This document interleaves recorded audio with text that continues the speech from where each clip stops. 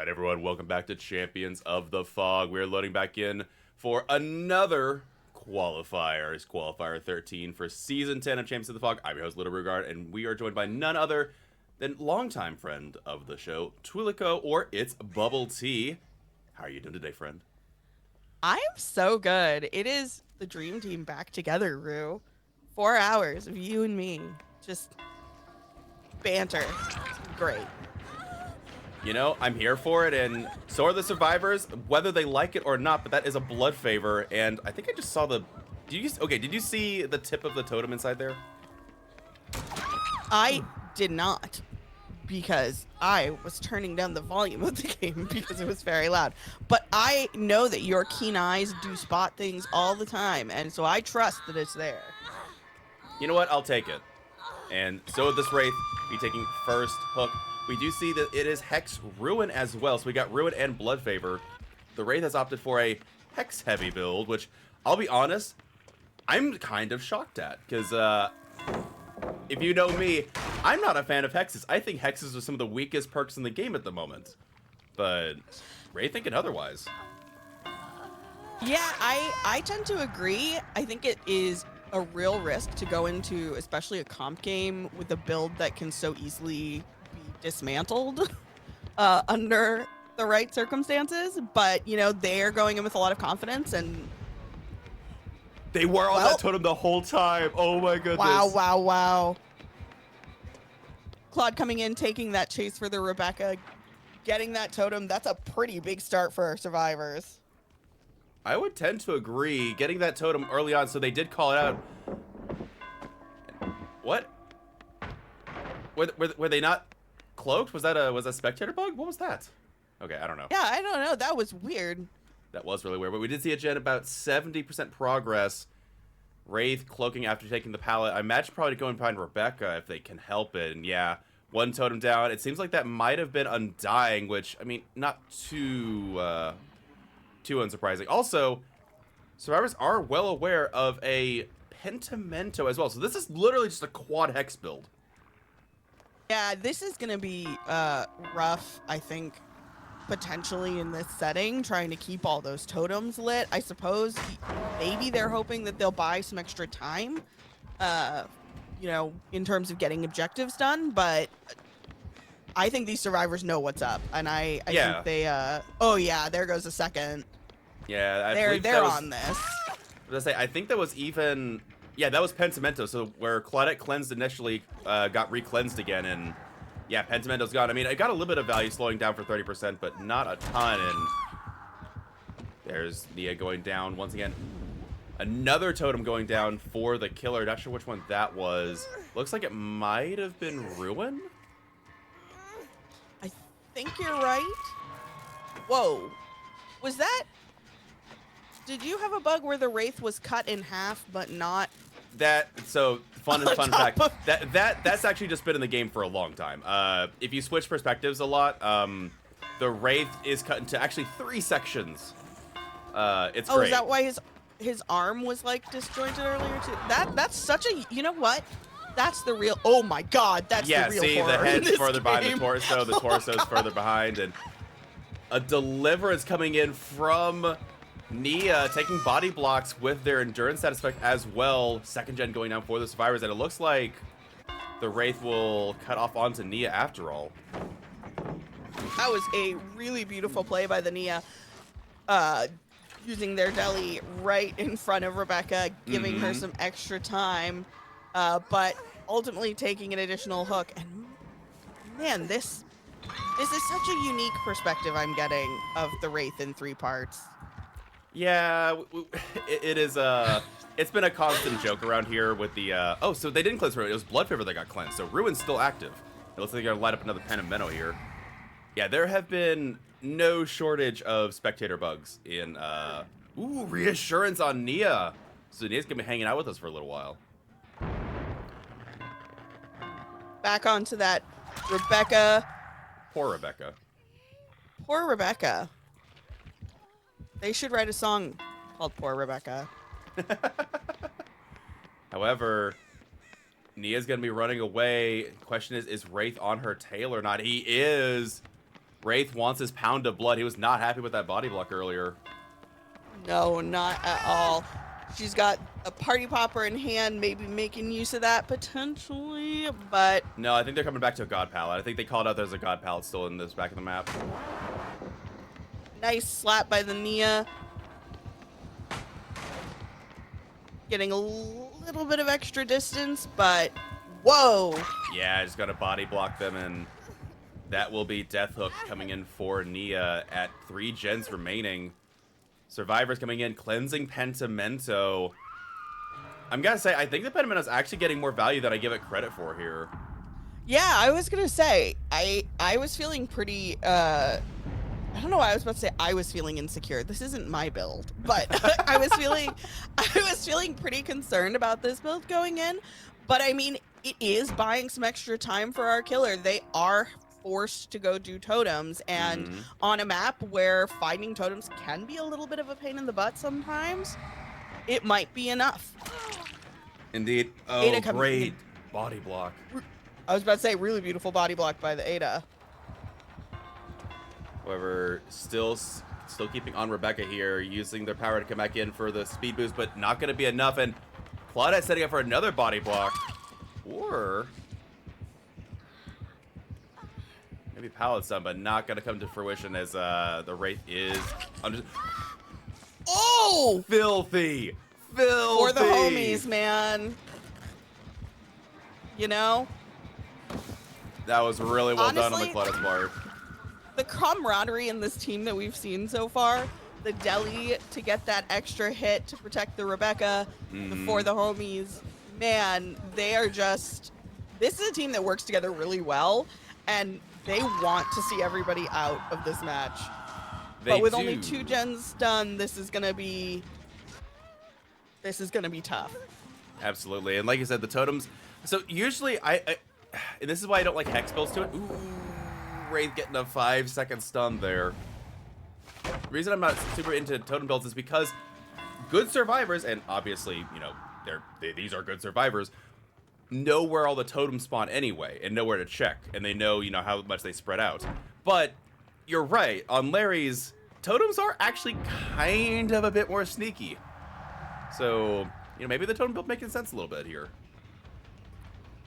Yeah, I'm also wondering if maybe just because Wraith is like kind of a high-speed killer in a lot of ways, not all the ways, but especially when cloaked, maybe just that extra little bit of time has been enough specifically because they're on Wraith that is working out in their favor.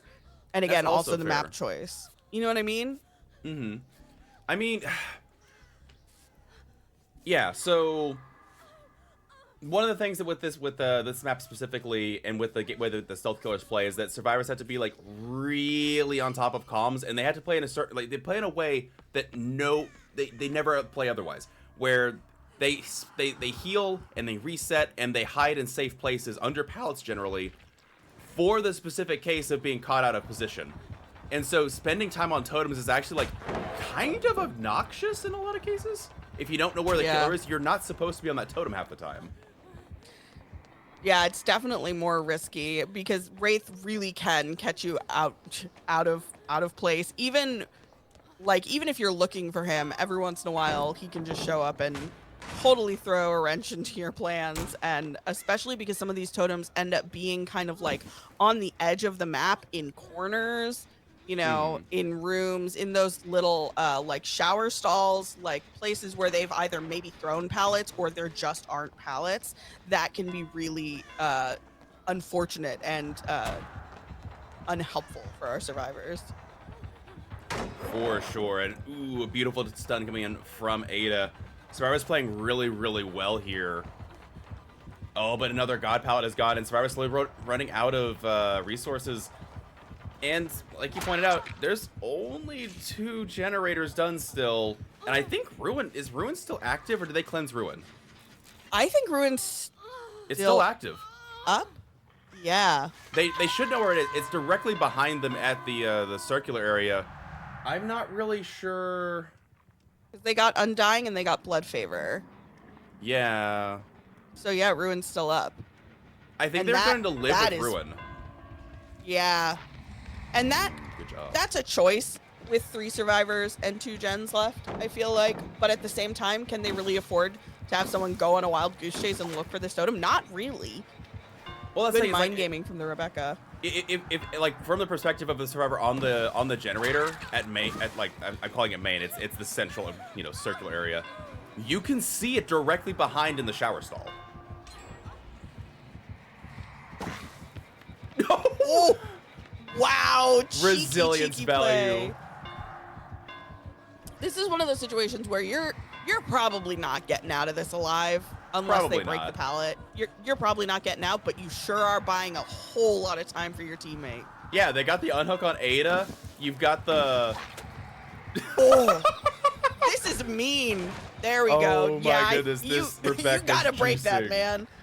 I just said we weren't getting out of that, but here we are, heading to another really good pallet. Indeed, I think they make it in time too. Yeah, they do. Oh but my word. Wraith called it. Oh, but not gonna be enough, and that will be Rebecca coming in for a second hook. I thought they were death hook already, so.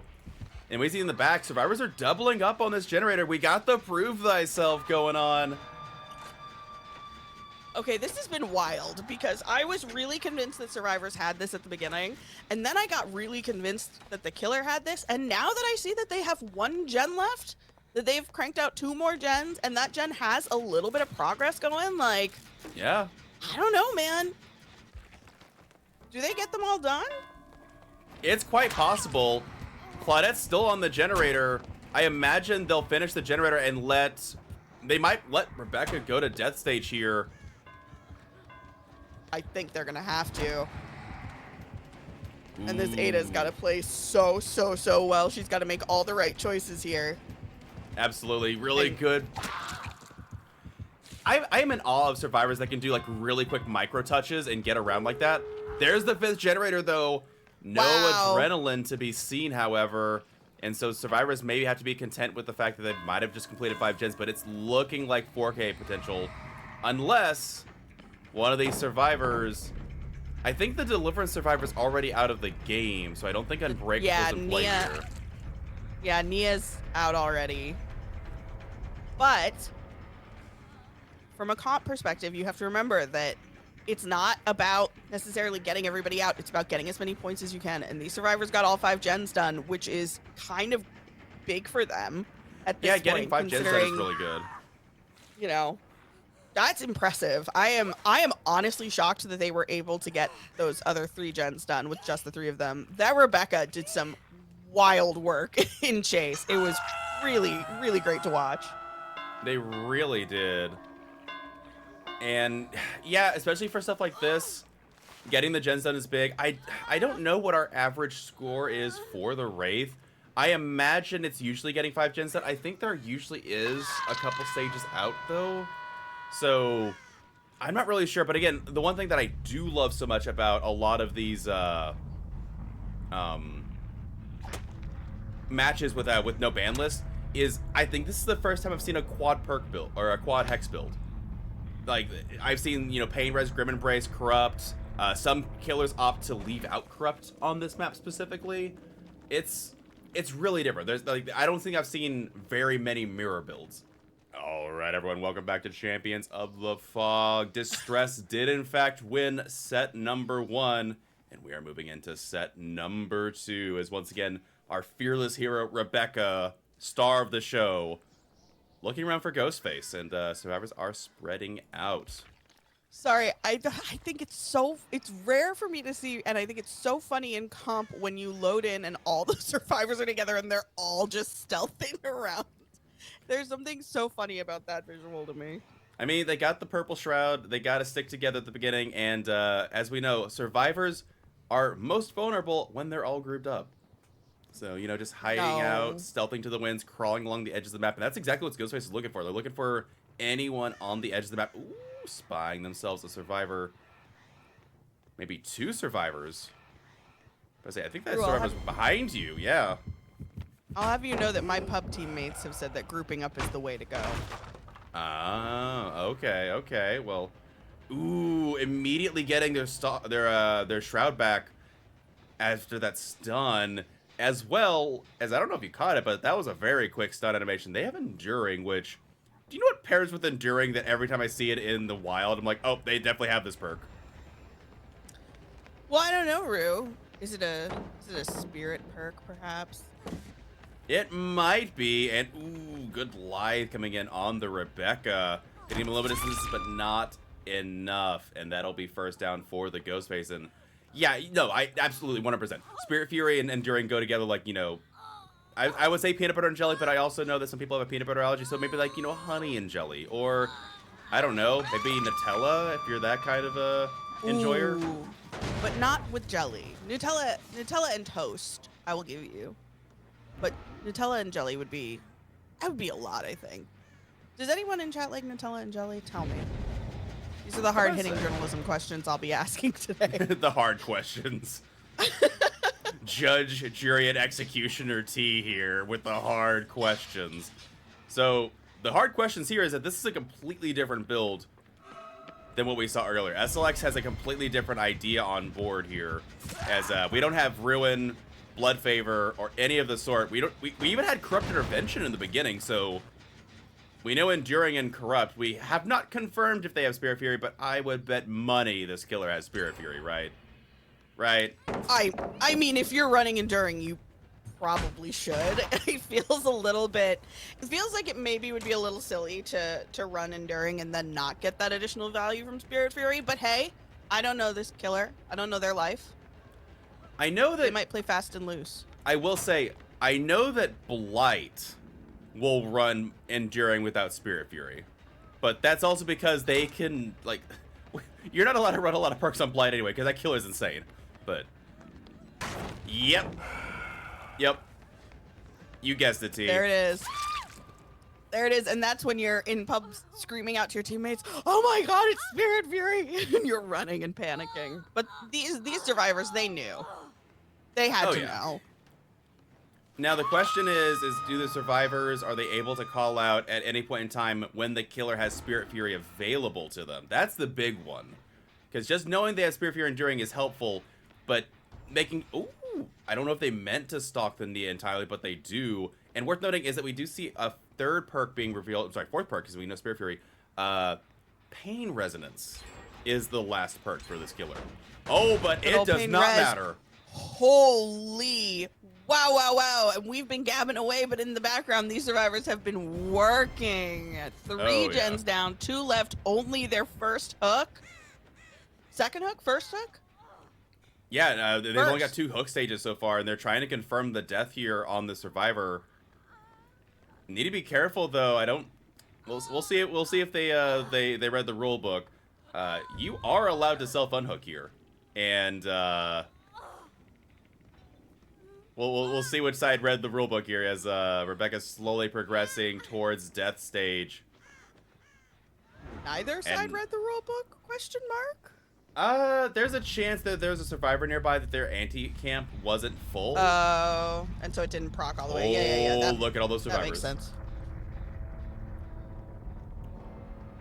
So we've got a gen with some decent progress. Oh, yeah. Well, a little bit of progress here. There's probably another one somewhere else. And it looks like we're gonna go for the Claude because of that exposure. I don't know, you know, this could be one of those games where, like, it's super survivor heavy at the beginning, but then, you know, couple of mistakes here and there. Killer taking advantage, playing really well, being really on top of things.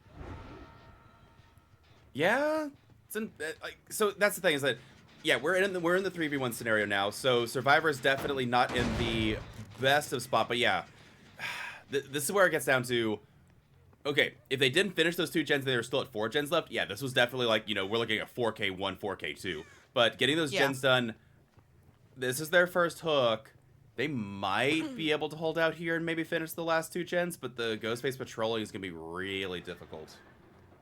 Yeah, that was pretty huge, getting those 3 gens off, and especially those 2 that popped basically on top of each other. That was massive for our survivors.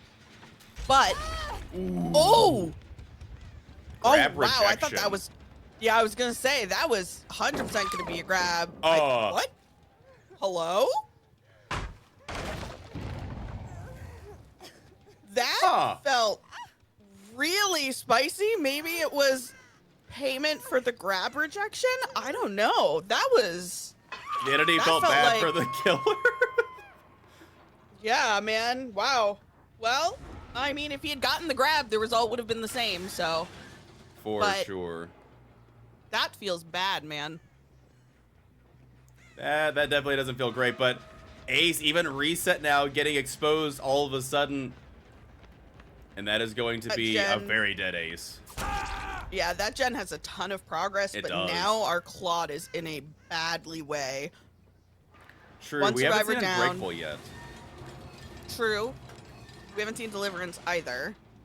We only saw one unhook, though, so... Oh, no, we've seen a second unhook now.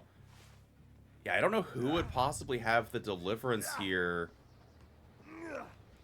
But they might have been very unlucky. Res. It could have been on the Rebecca. Yeah, that would have been really unlucky for our survivors if that's the case. Now, Claudette, probably... Do you stealth out here? Do you go for the unhook? Second stage almost confirmed. Yeah, second stage is confirmed. Claudette's still injured. I don't know what you do in this situation. Because in a pub situation, you probably try and go for an unhook here, but because it's comp and things are different and points are very important, I don't know. This is kind of a scary situation to be in. They do get that unhook on the Ace. No, it was the Deliverance. Ace was, in fact, a Deli player and probably had the Unbreakable, while Claudette was in the back jamming this gen. Deliverance is a huge comeback here because Ace able to be free, not needing Claudette to leave their gen, and if they decided to pursue Ace, they would have finished the generator. Yeah, that was really clever by the Ghostface to go for that gen. Coming in on a reset here, breaking that party up. Our Ghostface saying, no heals in my lobby. Avoiding that party popper beautifully. And the Claude is down. Have to see if there is a pain res back here. And yeah, honestly, I think that might have been the Ghostface mindset, is as soon as they saw the Deliverers, like, wait, if they know they have Deli in the pocket, then that means, that means that survivor's going to go for a generator instead of actually going for anything else. So yeah, that's actually, like, really heads up play from the Ghostface. And that's one of those really cool things to watch in comp, is just seeing the thought process behind a lot of the decisions that are made. Wow, that gen is, oh god, it's so close. It hurts my heart. But seeing Killer's thought process and kind of working out what their thoughts are, what the plan is, being able to take these little pieces of information like, oh, they have Deliverance, I need to go back to the gen. Mm-hmm. Things like that, that's what makes comp players just so good and so deadly. Oh my gosh, they actually fit. It was a different gen they were on this whole time, so they're actually able to finish the 5th generator, leaving the survivor on the ground and chasing after the Ace. We know that Unbreakable is probably on Ace. They already used Deliverance, so this is looking like another scenario where it's going to be a 4K 0, unless they stuck Unbreakable on another survivor. I'm not sure if that'd be the case. Do you think there's any value in doing that, by the way, just for the mind game of it? If you go in with a very specific game plan against a very specific killer, potentially. I think as a general concept, especially for qualifiers, it's not that specific enough to do it. I'm not ruling it out, but I've never seen it. That would be spicy. And looks like Nia is crawling towards basement, and that will be... Oh, yep, we got the double basement set up. Let's go. I don't know if you can see the other hooks at main, but yeah, there were 2 basements again. Wait, what? Yeah, Larry's ever since Lights Out, for some reasons, has a 50% chance to spawn 2 basements. Oh! That's so fun. That's really good to know. Yeah, it's a bit wild, but I don't know. It's kind of funny, honestly. Honestly, I'll take that over screen tearing. If they can just fix screen tearing, I'd be happy, but... All right, everyone. Welcome back to Champions of the Fog. We have now Distress versus Void. We've seen Void several times make it into the finals, so I bet they are betting their money on making the same dash this time around. We see Alan and their twin brother Ace. Like, I just realized how similar they look. If it wasn't for the long hair, I thought they would be the same. And I did just hear my least favorite sound. The sound of a nurse whooshing across the map. Oh, I thought it was the sound of Ultimate Weapon with Nurse. Okay. Oh, well, yeah, I mean, that too, obviously. But, man. Nurse in general. I go into those matches and I'm like, well, I think we're gonna lose this one, fam. And especially watching these comp nurses who, like, barely miss, can predict so well. It's wild. Watching comp nurse is just, it's a different game. Like, watching nurse play DBD is not the same game as, like, watching Trapper. You know what I mean? No, absolutely. That's absolutely fair. And we see Alan sneaking to the side, getting ready to take on the task of getting their brother off the hook. Survivor's about 50% done on the first generator. And no, that was incredibly lethal precision blinking from the nurse. And looks like a Grim Embrace. No, it's a Dead Man switch from the killer here. And looks like they'll be cutting off the unhook from Alan as well. So we know Corrupt, we know Dead Man switch, we know Ultimate Weapon. And the gen did blow up, so it was pain res. We know all the perks this killer has, and I don't think the killer cares. Killer's like, yeah, what you gonna do about it? No, I feel like nurses often don't care. They're like, they don't. They come in, they're like, they show you their hand, and they're like, and this is how it's going to go, and this is how you're going to lose. For real, I mean, it though. doesn't necessarily play that way out in comp all the time, but like, nah, nurse is just, it's a different beast. She doesn't care if you know her perks. She wants you to know. It makes it more fun. Absolutely, and really good job from the ace there. That was a really heads-up play. The killer can't actually blink through that wall. That's the only thing that the killer can't blink through. That side wall separating everything is really difficult. And Ace did a really good job making sure that the nurse did not get a tag on them before they could go down. So that means, and we saw the sprint burst happen, Nia most definitely has Deli in hand. I think the killer knows that, and that's why they're trying to get the Ace down. And so with Ace going down back here, they do have Deli in pocket potentially. So the survivors are not completely out of the cards. However, this is gonna, oh. Remember how we talked about basement not being a thing? I was about to say, this is not great. No, but we no, do it's see not. The Nia got picked up and is fully healed, so they've got three fully healed survivors. So I mean, anything is possible? Question mark. Potentially, we'll have to see. There's the Dead Man switch on the far gen. There's the ultimate weapon kicking off, showing where survivors are. I say, with this game start off the way it is, we didn't even get to see what the Corrupt looks like. Okay, so main building side, definitely. Wow, so there was 2 central gens, 3 on main building side. Interesting Corrupt spread. Yeah, this is a. Pros? I did not see those crows. My monitor had a little bit of glare on it, but I have fixed that. And next time, Rue, I assure you, I will see those crows.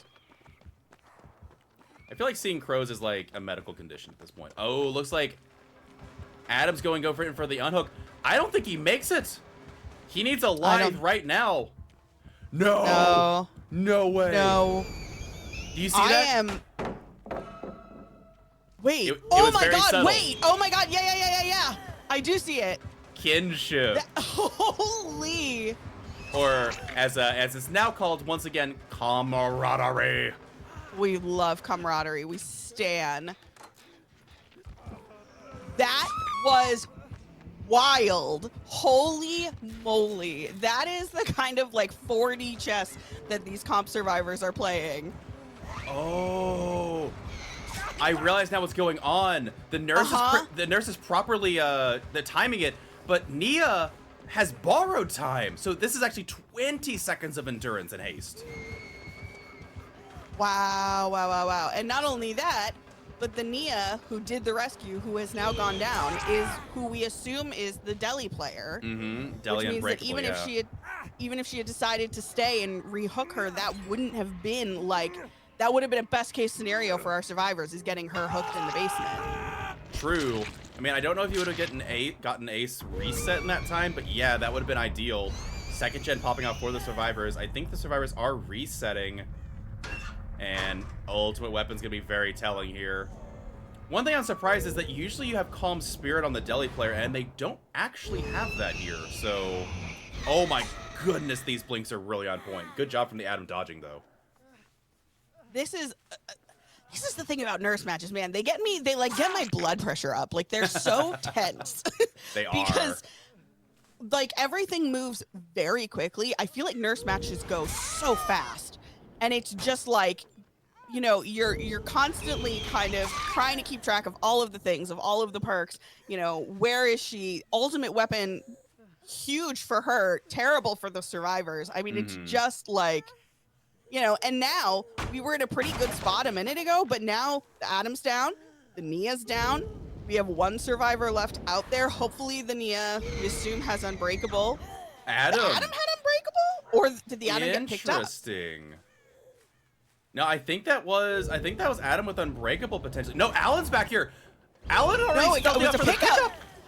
This mad lad, holy! This is what I'm saying. It's so fast. Like, they came in for the pickup. The Alan is here for the pickup. Oh. The Nia could potentially get herself up and off hook.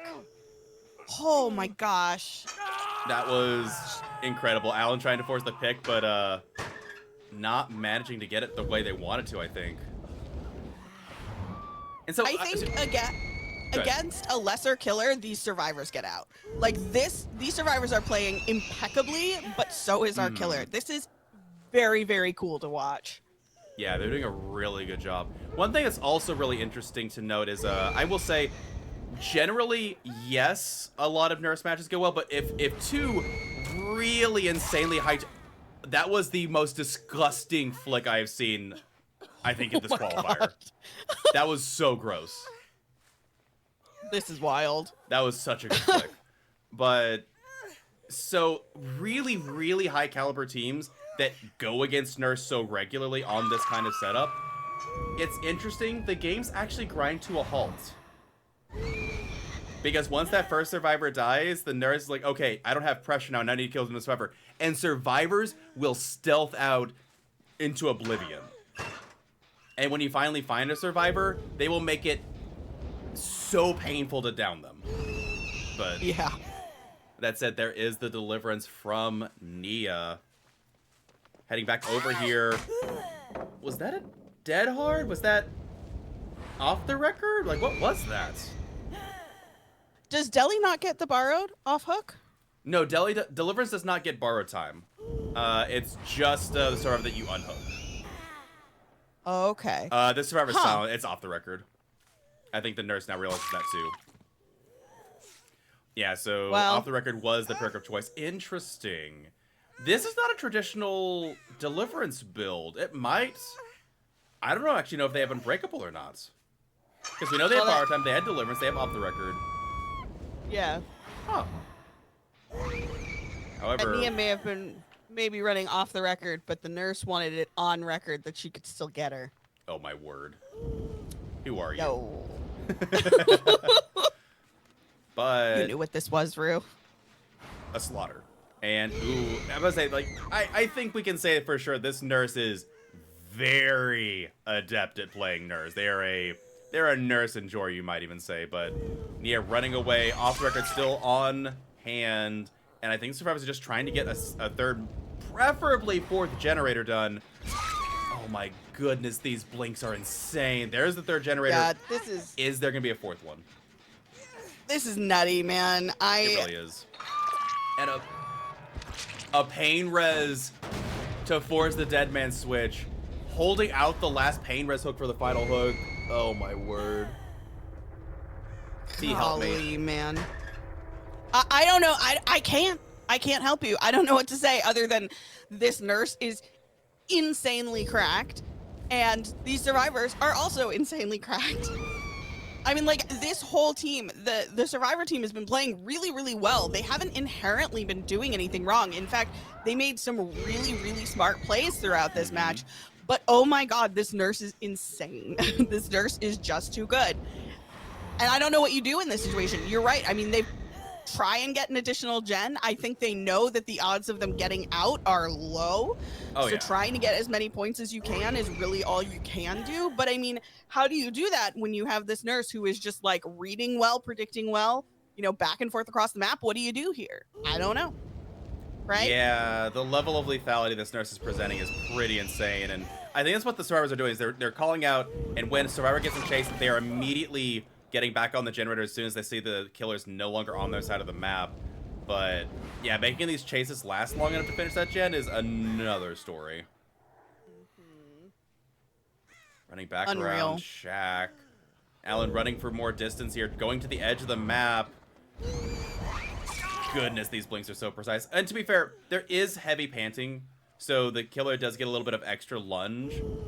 And now going back towards the hill gen. If Adam is nearly done, that could be 4 gens, which, again, 4 gens against the S tiers on this kind of map with the pressure they can propose is pretty much all you can ask for. It. Oh, it's going to be so close. They do finish it? That is 4 gens complete.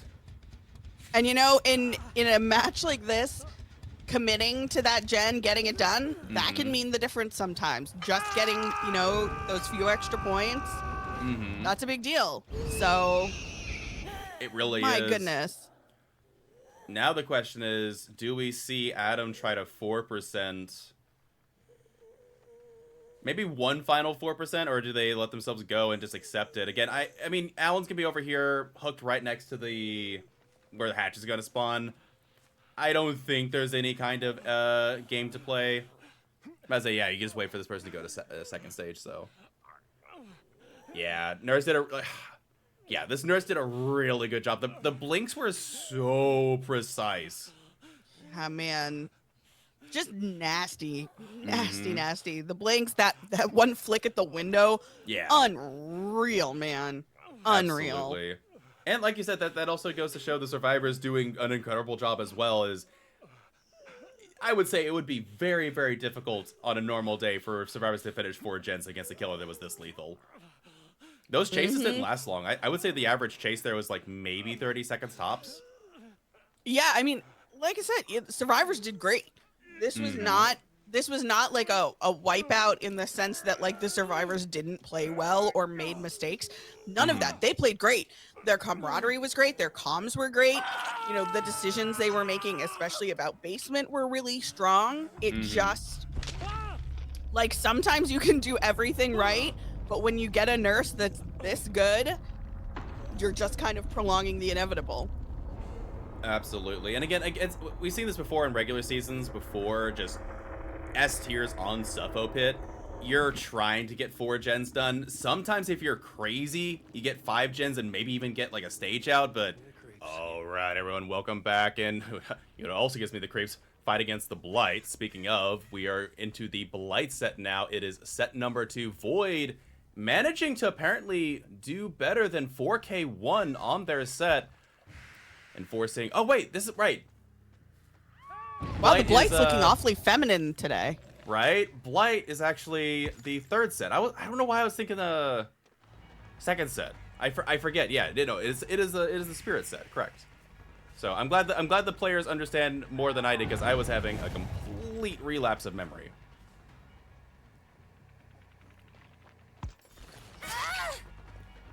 Nia taking their first tag through main building here, dropping the pallet, but not able to really do much. Survivor is immediately jamming a central generator. And Nia potentially in trouble here. Oh, barely dodging the swing. Oh my goodness. That was a wisp of a miss from our killer. That was really, I don't know if that was a beautiful dodge by our survivor or if that was some luck, but you know what? We'll take it. Yeah, swinging right into the back of the survivor, and this will be first hook coming in for Nia. Pain res going off on the generator. Almost finished in center, and very unfortunate for the survivors, but knowing them, I'm sure they will be right back at it in just a moment. Looks like Spirit going over and kicking the generator as well. No, I think she's just looking around, actually.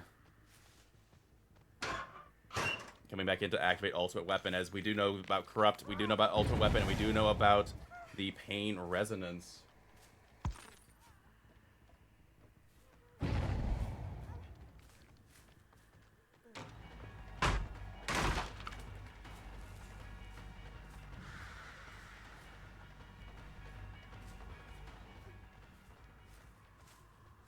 Spirit looking around, not seeing anything, but oh, they do finally find the Adam, and Adam will take a tag before second stage occurs, though, so Nia able to get away and back towards main building.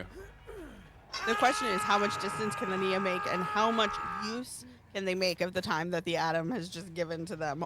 Hopefully, they can keep chase going for a little bit. We have a gen that sounds like it is incredibly close.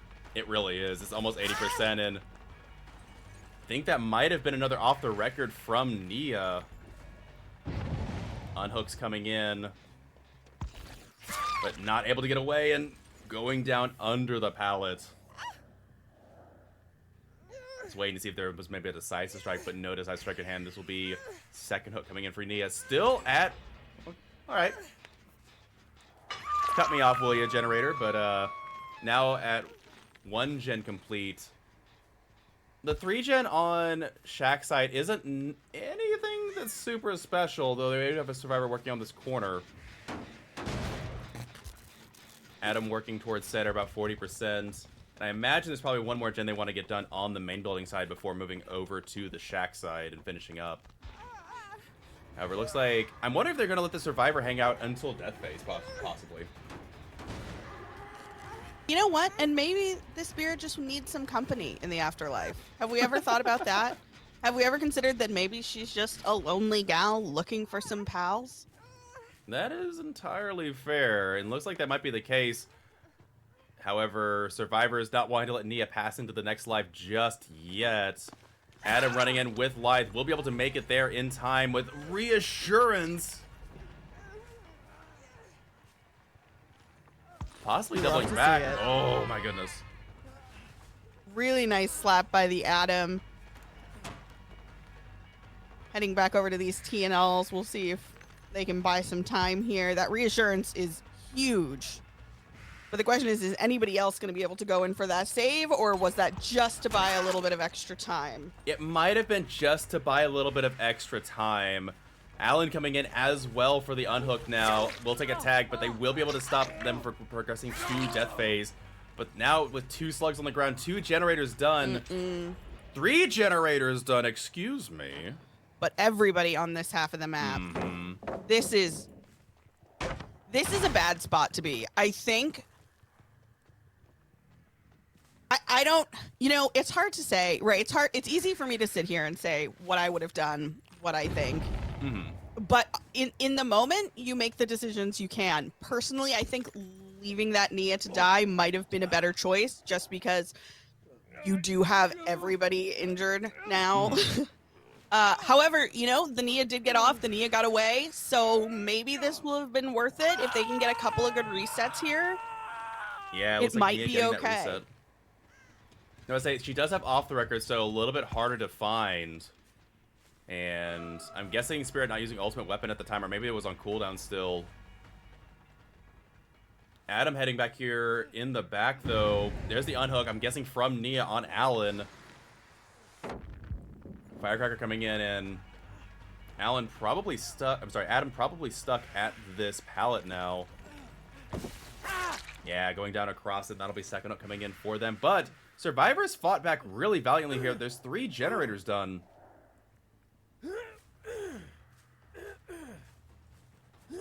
You know, and just like that, I may be proven wrong. You know, that to me seemed like a really risky save for the Allen to go in on, but they are making use of keeping that Nia up. They have gotten a reset. Everyone else is healed up. They got another gen done. They have 2 left, 4 survivors up. You know, this is doable. Not easy, but doable. Yeah, both. There is a slightly stronger 3-gen on the main building side, but nothing that is not plausible for the survivors to do. The question is, do they have enough resources left back here on the side of the map? We do know that Nia dropped the pallet early on in the game. Look, on the 1. Ooh, someone's thinking by for the unhook here. Good job on the Spirit making sure to hit the hitbox of Alan, and looks like they're going for the tunnel on Adam now, as we know there's no off the record on them. Using Lithe to get a little bit of extra distance in main, but there's not a lot going on here. That's it. We heard that. I think they just wanted Alan to take the hit there. It's like, hey, I'm working on these bones. You can totally interrupt me if you want. 4th generator going down. Now with all that is left is the 3 gen. Really surprised that she didn't go back after that Adam, to be honest. But, you know, they still have a gen to do. Mm-hmm. Do we know if they have progress on something? They have progress Well, on this generator here a little bit, but again, with Pop Goes the Weasel hitting these gens now, and a gen in, and a hook in the 3 gen. Oh, and ultimate weapon coming out. All survivors have reset, which is lucky for them, but and there is everybody. I hate that perk. I hate it so much. It's my least favorite perk right now. Something is going to be done to it. Behavior has it on their roadmap in the coming months, so something about it will change. And my guess is that it'll either get an extended cooldown or the scream won't cause you to leave the generator. Yeah, that's what I was gonna say. Maybe a cooldown or something to that effect. But you know, I feel like every game I do play now, I just go, oh god, they have that perk. You know, killer open locker. I scream. Yeah. Because I can never remember the name of it. It's a strong perk for sure, and like again, the Trickster main speaking here, I definitely use that perk. I open lockers a lot. Oh, why not get a little bit of extra? Why not get a little extra value for opening a locker every now and then? Honestly, as someone who's been playing a lot of Huntress, if I had that perk unlocked, I would only run it. Like... Oh yeah, for sure. If you play any kind of killer that opens lockers, yeah, this perk is the perk for you. But Spirit heading back over here. Not what the survivors are hoping for, as this generator has very little progress as well. And yeah, that's the issue, is between ultimate weapon and this 3 gen being just, you know, a Spirit's phase away. I will say I've seen teams break 3 gens tougher than this, but it's not going to be an easy task for the survivors. No, this could be one of those games that has a really drawn out conclusion. It's going to be a lot of cat and mouse. It's going to be a lot of trying to pull that killer down to the other side of the map. Oh! Like this, but they do find the reset point, but I imagine not seeing Adam anywhere nearby. Adam might already be back on the generator, but it's not going to be enough, I think. I think this is death hook for Alan. Yeah, this is really tough. Of course, Spirit phasing back down to this half of the map, which is the only good thing to do at this point. I mean, you've got this 3 gen, you might as well protect it. Looks like Adam was working on this gen back here, but with those scratch marks.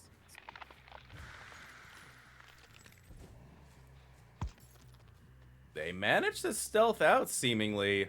Oh no, there's the scratch marks picking back up again. Oh, that's the worst, is when you manage to stealth away, but then you think maybe they know where you are, so you kind of panic and you run for a second, and you kind of give yourself away. Man, that's the worst feeling. I totally get that in. Adam running around. They haven't hooked Ace yet, have they? Oh! I'm guessing they might be fearing a deliverance on Ace, potentially. Yeah, I think you're right on that. Adam also doing a really good job here, even though they were spotted, getting live for even more distance around main building, and just effectively refusing to give this Spirit a chase in the beginning, but now leaving off, going to the corner, listening, and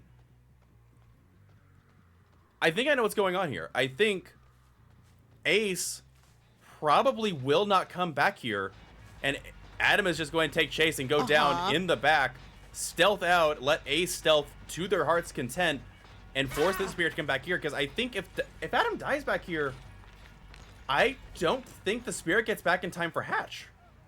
No, I don't think so either. I think they get it. The question is, are they going to play the game, or are they going to go hunting? And knowing that it's a Spirit, I think they're going to go hunting. Yeah, there's also the case of a bleed out is only there's like only one stage you're bleeding out, which is, you know, that's the same stage here. Yeah, they've got plenty of time to find this this Ace. This Ace needs to hide better than they've ever hidden in their whole lives. Yeah, and with ultimate weapon, that's not gonna be easy. However, that also means that if they don't hear any screams, that means that, you know, oh, Ace is in a locker.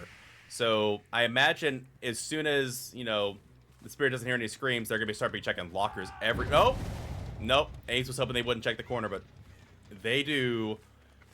And looks like this is going to be another 4K1 for the Spirit. The question is, does Void's Killer manage to tie or beat this? Man, this was a very, very good showing by both the Killer and Survivors. Oh!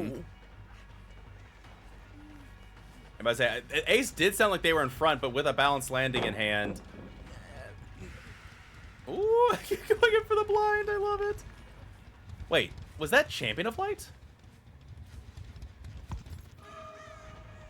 I know this sounds crazy, but it looked like Ace was actually moving faster when they held that flashlight than they normally do, and it felt like they had Champion. I might be wrong. I'm curious now. Interesting. No, they in fact do not have Champion of Light. Okay. I had to try. I was curious. They moved a little bit quick, but no, this Survivor will be first hooked here, and I imagine they will wait until death phase is secure before going back. Honestly, you don't even have to look for Adam at this point. If the bleed out occurs, that's still a stage. Yeah, this was really well played by our Spirit. The Adam at the back had some really, really excellent chase moments. The plan was solid. They were simply foiled by that ultimate weapon, you know? Yeah. Ultimate Gosh, weapon that perk is a so heck strong. of a perk. It's so strong. It is very, very strong. I will say it's interesting. It's not as overpowered on lower tier killers, just because, okay, you have information, so what? What are you going to do about it? But the issue being is that lower tiers actually want to bring more slowdown to compensate for their chase not being as powerful as the S tiers. Whereas S tiers are like, we don't need as much slowdown, but that information, oh, baby. Oh, yeah, those high mobility killers, like, you get the information and you go, you know? All right, everyone, welcome back to Champ. All right, Alan, you need to stop interrupting me, sir.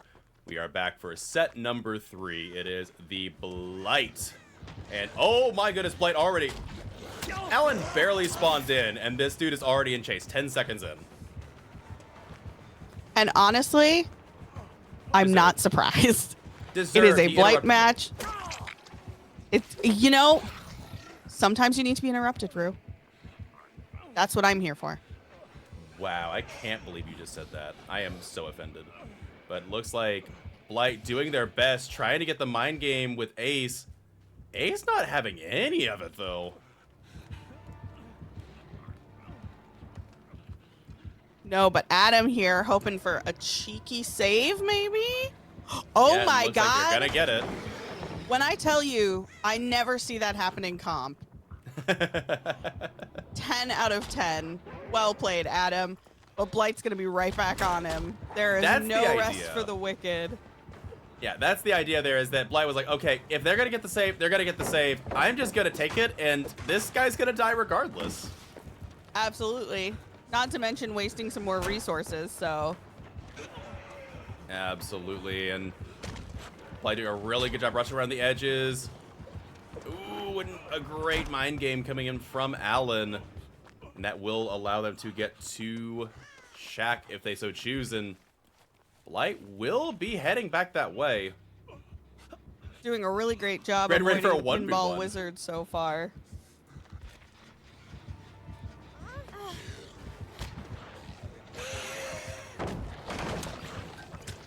And really well done, Tania, getting back around. And they do actually have a pallet here at 7.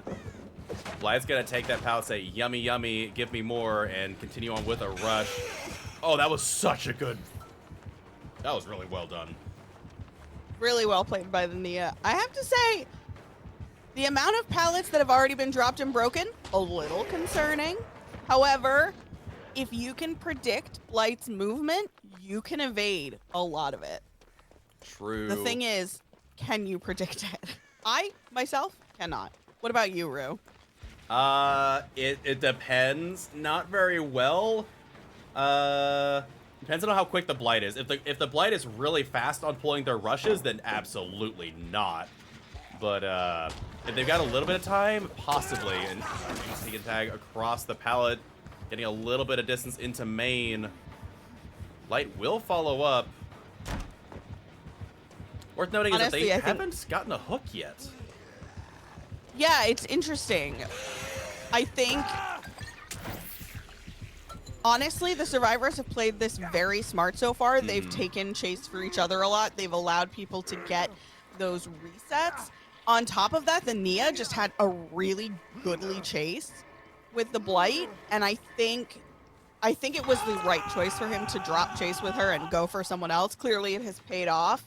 But I think this Nia is going to be someone to keep an eye on in terms of having the ability to run this killer and give him some trouble. Very true. And another beautiful job well done there. And interestingly, I think, was that a totem or a fire burl? I can't tell. Yeah, I couldn't tell either. Alan running around getting into main building. Slow vaulting. Well, I know what that means. We know what it means when a comp way. survivor purposely slow vaults.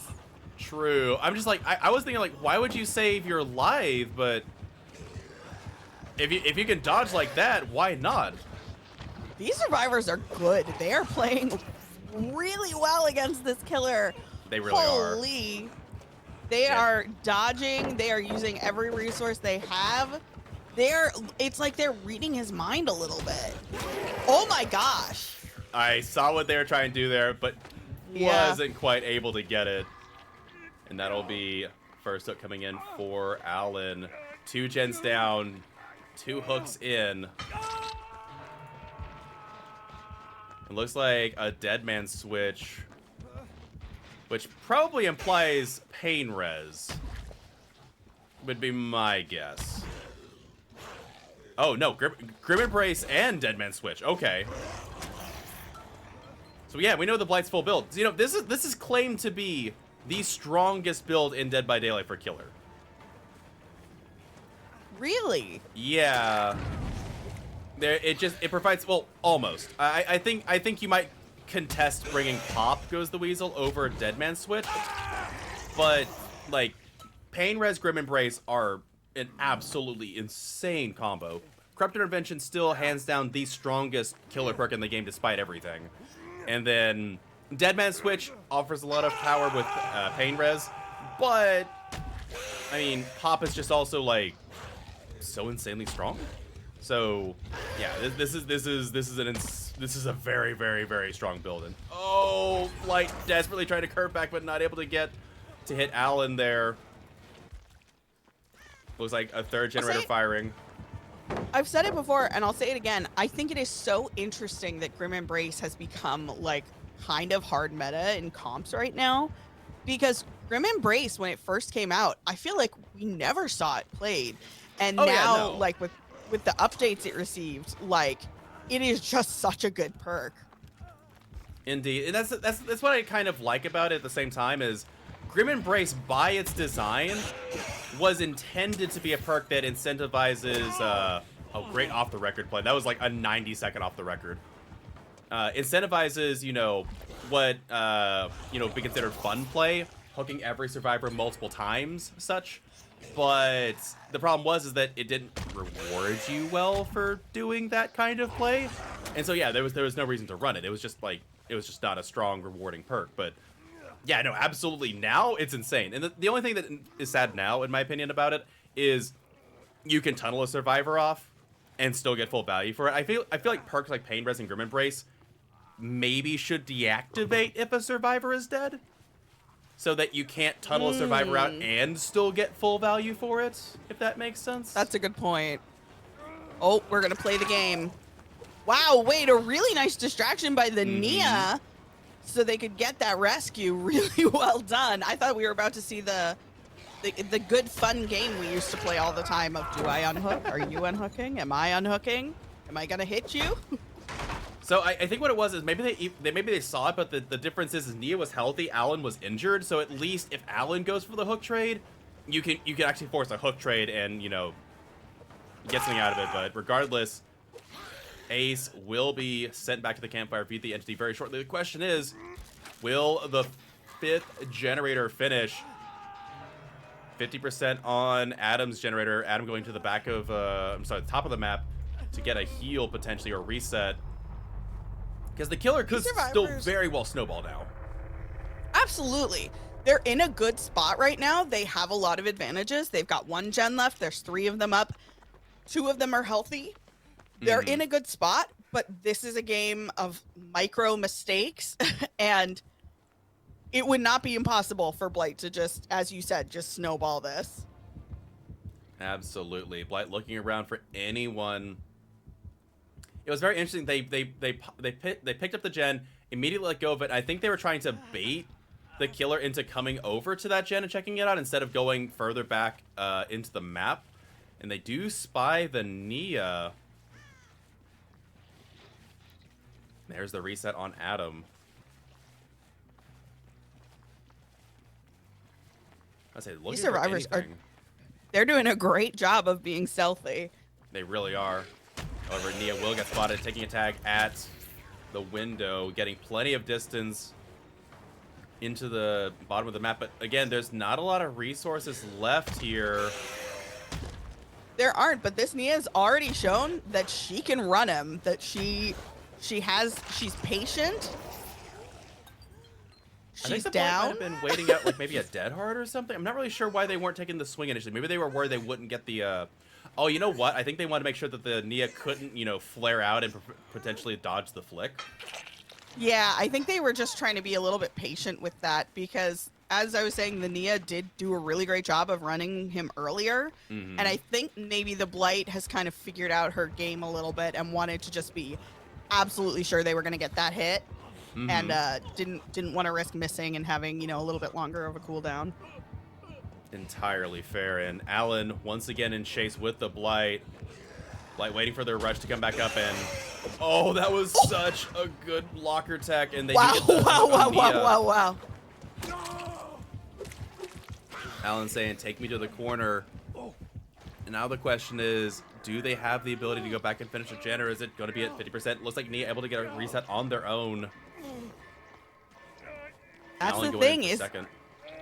it feels like at 3 survivors up, 1 gen left, you should be able to get at least like a 2-man out easy. But when you're going against Blight or Nurse or Spirit, like any of these S-tier high mobility killers, like it's not necessarily going to be the case, you know? They're built different. It's a different game playing against them. Absolutely. It looks like Adam, with the Deja Vu in hand for 6% faster gen speed, will be working on the gen, but Blight will push them away. Ooh, not able to get... Oh, no, but getting caught on the rocket, Adam vaulting into. There's the unhook. Survivor's trying to head back to that gen, but Blight very well aware of how vulnerable that generator is. We'll be going back, I imagine, to kick it, and then look around for another survivor. Uh-oh. Alan using, I think that was dead hard. Yeah, I think so. I think Adam may be running back towards the generator to try and finish it, but yeah, this is a pretty good gen setup for the Blight. This is, I would say that you could maintain this 3 gen. Yeah, for sure. They're not too far apart. You know, again, these survivors used a lot of resources at the beginning of this match, so there is not a ton to work with. Ooh. And that is also going to be very much in the Blight's favor. Do they have 2 people working that gen? Was that? I think it was just 1. Oh, okay. I think they just got the 7% skill check in. Blight, very happy to eat resources here. I don't think the Blight can sweat. They're fine here. Unless they make some really bad mistakes, I think they should be able to clutch this as a 4K1 at the very end. Just there's no resources left. Survivors are injured. They haven't reset. And I don't think the Blight would let them reset, honestly. No, I think that the Blight has put them in a very, very difficult spot. They have a lot of pressure. I don't know that a reset's gonna happen here. And I mean, I guess you just try for that last gen as best you can, but this is gonna be tough, especially with the fact now that you can't just tap gens to stop them regressing. You have to be on there. Ooh. Is this a pain res? No, this is second hook. Adam might have had time to finish that gen with Deja Vu. Blight rushing back here. Immediate unhook from Alan. And yeah, they do finish it. But There it is. He shouldn't have picked up the Nia. And I don't know if they realize that. Adam going down now, but Survivor is possibly going to get out here as we know the full build. No way out. Yeah, I don't think they should have picked up the Nia there. I think maybe they must have thought they had a little more time than they did. That's possible. There's... Yeah, I think they're going to get a 2-man out here. Oh, wow. These are our first outs of the day, too. Wait, that's just Nia. Adam's not here. So... Is Adam on the other gate? Then? No way. Oh my god. Tell me the other gate's open. I don't know. It doesn't matter. They're running towards this one. There's the hit. Maybe a borrowed time. But now Adam is stuck over here. I think what they were planning for is if Adam got close enough, Alan would go for the exit and get them the hatch. But as it stands, going in for the second stage on the Survivor. And I imagine Alan would take their out here. Not sure.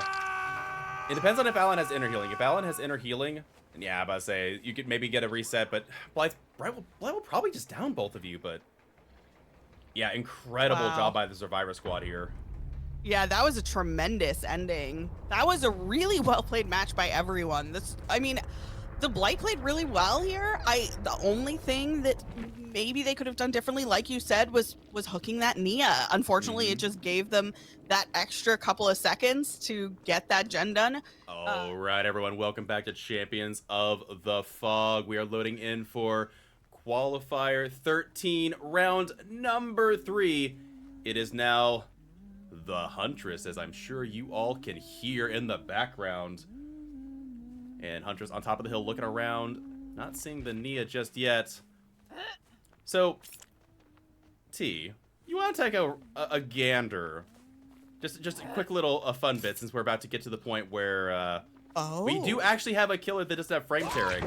How many killers out of the roster in the rounds do you think have frame tearing? All of them, except for like 3?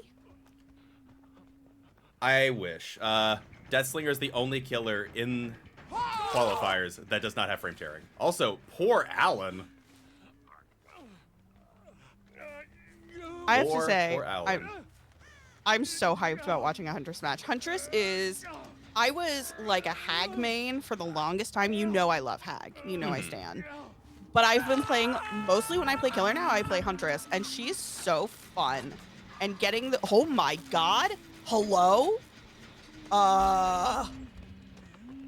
These survivors are wasting no time. First hook, first gen. 1-to-1. My point is just that I love watching a Huntress match because these Huntresses are so good and they're gonna hit these wild shots and it's gonna be so fun to watch. I'm thrilled about this. Absolutely. It looks like they are able to get the unhook in the basement. Huntress coming back in to try and interrupt or stop the survivors from leaving. Alan's gonna take a tag as well. Machine Gun Huntress almost landing that second shot. Man, and with Huntress hitboxes, sometimes it's a little bit of a question. You think you're out of the way, but then your hitbox is a little behind, you know? Absolutely, but... That was close. And that was right on the money as Nia gonna go down. Looks like they do have Unbreakable, and they did go in for the unhook, so possibly they are the deli player. Another tag on the Adam as well, and like you're saying, these are some spicy shots coming in as we get second hook for the Huntress. Firecracker not able to connect. Good try with that party popper, but this Huntress knows what's up. Oh, absolutely. So the thing I think that that was a pain res as well on center gen. The only thing I'm surprised is they didn't try and crack out center gen right off the bat, doubling up. But I guess they also realized that, okay, Survivor's gonna go down. They're gonna go to basement. Let's just work around the outskirts first. But yeah, when you've got a central shack gen spawn, you definitely try to get that as early as possible. There's the deli on the Nia. Adam going down at Fun Bus. And honestly, at this point, I think we know most of this killer's perks. We have Pain Res, we've got Corrupt, and for those of you that notice, that Huntress is coasting to basement. So it is Agitation, which I don't think that surprises anybody. Agitation is just so good on Huntress on this map in particular. Indeed it is. Our Huntress checking it out, seeing what we've got going on for gens, listening out, and this gen is almost done. And that is something that she is going to want to put a stop to immediately.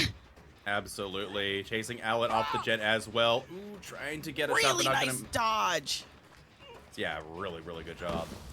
That's one thing I'm interested to see is, obviously, there's a lot of debate right now going on because the PTB is going to be coming to live soon, and there were a whole lot of killer changes, Huntress included. Interesting. Curious to see what's going to stick. That'll definitely be interesting to see. Yeah, especially since every Huntress mate I have talked to says that the wind-up time buff is too strong. Oh, wow. And that,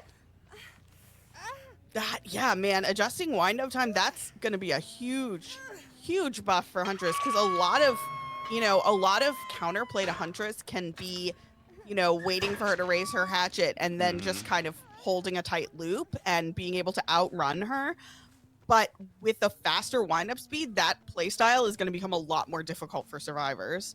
And especially because I feel like when you're playing Huntress, you can either play with like super fast wind-up and like just really quick shots, or you're going to wind up and you're going to hold and you're going to try and be patient and wait for the survivor to dodge into your hatchet, because these survivors are good and they're going to look behind them. They know when you're going to throw, so you have to kind of be really patient with your hatchet. So that buff to wind up, that's going to be huge.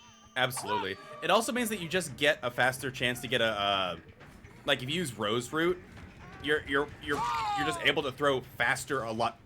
I say faster. The throw speed is going to be faster earlier, which is also really nasty. Yeah. But also they combine it with Babushka, which is what we already have here, which is Babushka OCAP, which Machine Gun Huntress. Yeah, it's just ridiculous. It's I so do good. Walewruter and Babushka, so. Yeah, Walewruter Babushka is going to be really good if they keep the current number changes on Huntress. It's going to be insane. But that said, that is Nia sent back to the campfire via the entity, and servers have managed to get a third generator done now. Here's the thing, though. Once you start getting towards endgame, Huntress can get really strong. Like, for me, it is not uncommon for me to get down to, like, 2 gens and then to be able to snowball from there. Because you've got less of an area you're trying to patrol. Hopefully, if you've been kicking survivors off the gens you want, you hopefully have a smaller area to patrol. And then that range, just the ability to throw and not have to chase on foot, becomes huge. So the fact that they've got the 3 gens done, it doesn't necessarily mean that she's not going to come back from this, Absolutely. And yeah, Alan, 90% on their generator. The question is Adam also in a similar spot? Ace vaulting over. Fun bus being very, very fun for the survivor. And Huntress saying, yeah, we'll take this. And Alan finishing Jared's gen. Adam, what about you? Only about 20%. There's a pain. Oh, there's a pain res putting that gen down to nothing. Yikes. I'm just coming over here to check the generator as well. And yeah, about to say that gen has no progress now. I'm wondering if she's going to stick around. Is smart play from the Adam, leaving the gen to regress entirely so that the Huntress doesn't actually check any further. That's one of the really interesting things about comp gameplay is a lot of the time comp games feel like they go very fast, but when you take a second to like spectate each individual party, you realize how much patience goes into the decisions they make. Like that Adam, getting off that gen, dropping the medkit, trying to decide, okay, am I going to go in to help?